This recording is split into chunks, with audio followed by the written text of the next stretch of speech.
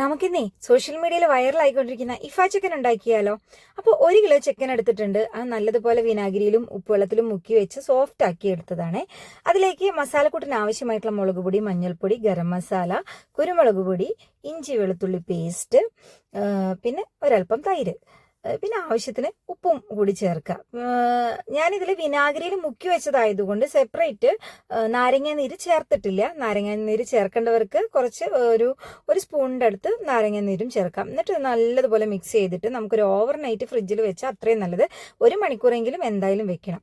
അതിനുശേഷം അതെടുത്തിട്ട് നമുക്ക് ഫ്രൈങ് പാനിൽ ഓയിൽ ഒഴിച്ചിട്ട് എല്ലാം നിരത്തി വെച്ച് കൊടുത്തിട്ട് ഫ്രൈ ചെയ്തെടുക്കാം. അപ്പോൾ കുറച്ച് നേരം അടച്ചു വെച്ച് വേവിക്കുമ്പോൾ അതിലത്തെ വെള്ളമൊക്കെ അങ്ങ് ഇറങ്ങി വന്ന് അത് നല്ലതുപോലെ കുക്കായി കിട്ടുകയും ചെയ്യും കേട്ടോ. അപ്പോഴത്തേക്ക് നമുക്കിതിലേക്ക് ആവശ്യമായിട്ടുള്ള ക്രീം തയ്യാറാക്കിയെടുക്കാം. അതിന് വേണ്ടിയിട്ട് ഒരു 3 മുട്ട, ഉണ്ണി കളഞ്ഞ മുട്ട എടുക്കുക. മഞ്ഞക്കരി കേട്ടോ, ഞങ്ങളിവിടെ മുട്ടയുടെ ഉണ്ണി എന്നാണ് പറയുക. പിന്നെ ഒരു 3 ചീസ്, 3 ഷീറ്റ് ചീസ് എടുക്കുക. പിന്നെ ഒരു 3-4 വെളുത്തുള്ളി, പിന്നെ അതിലേക്ക് ആവശ്യമായിട്ടുള്ള ഫ്രഷ് ക്രീമും കൂടിയിട്ട്.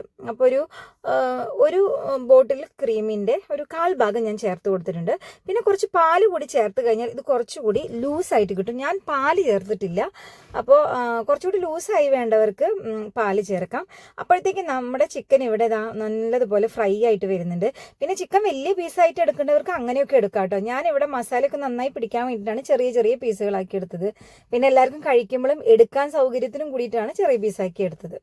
എന്നിട്ട് നമുക്ക് ആ ചിക്കനൊക്കെ നന്നായി ഫ്രൈ ആയി വരുന്ന സമയത്ത് നമ്മൾ ഉണ്ടാക്കി വെച്ചിട്ടുള്ള ഈ ക്രീം ഉണ്ടല്ലോ, ഈ ക്രീം എല്ലാം ഇതുപോലെ ഇങ്ങനെ ആ ചിക്കൻ്റെ മുകളിലേക്ക് നല്ലതുപോലെ തേച്ച് കൊടുക്കുക. അതൊഴിച്ച് നന്നായി എല്ലാ ചിക്കനും കവർ ചെയ്യുന്ന വിധത്തിൽ അത് നമ്മൾ അതിലേക്ക് ഒഴിച്ചു കൊടുക്കുക. എന്നിട്ട് നമുക്കിത് ഒരു 2-3 മിനിറ്റ് കൂടി ഒന്ന് അടച്ചു വെച്ചിട്ട് ലോ ഫ്ലെയിമിൽ കുറച്ച് നേരം കൂടി ഒന്ന് കുക്ക് ചെയ്തെടുക്കണം. അപ്പോൾ ഇതിലേക്ക് അതിലത്തെ ചീസൊക്കെ ഒന്നുകൂടി മെൽറ്റായിട്ട് അതിൻ്റെ ആ ഫ്ലേവറൊക്കെ ഇറങ്ങി നല്ലൊരു ക്രീമി ആയിട്ടുള്ള പരുവത്തിൽ കിട്ടും. അപ്പോൾ ഇത് ഉണ്ടാക്കി കഴിഞ്ഞിട്ട് കഴിക്കണ നേരത്ത് ഇതിൻ്റെ വീഡിയോ എടുക്കാനായിട്ട് വിട്ടുപോയി. അപ്പോൾ ഇതിൽ ഉൾപ്പെടുത്താൻ പറ്റിയിട്ടില്ല. നമ്മളിവിടെ ബട്ടർ നാനിൻ്റെ ഒപ്പമാണ് കേട്ടോ അത് കഴിച്ചത്. ഒരു വെറൈറ്റി ടേസ്റ്റുള്ള ഒരു ക്രീമി ടെക്സ്ചറുള്ള ചിക്കനാണ് ഇഫ ചിക്കൻ. അപ്പോൾ അത് നമ്മൾക്ക് ഇതുപോലെ റൊട്ടി ഐറ്റംസ്, നാൻ, ചപ്പാത്തി, പൊറോട്ട ഇങ്ങനെയൊക്കെയുള്ള ഐറ്റംസിൻ്റെ ഒപ്പം നല്ലൊരു കോമ്പിനേഷനാണ്. എല്ലാവരും ട്രൈ ചെയ്ത് നോക്കണം. അപ്പോൾ മറ്റൊരു വീഡിയോ നമുക്കിനിയും കാണാം. അതുവരെ എല്ലാവർക്കും ടാറ്റാ, ബൈ.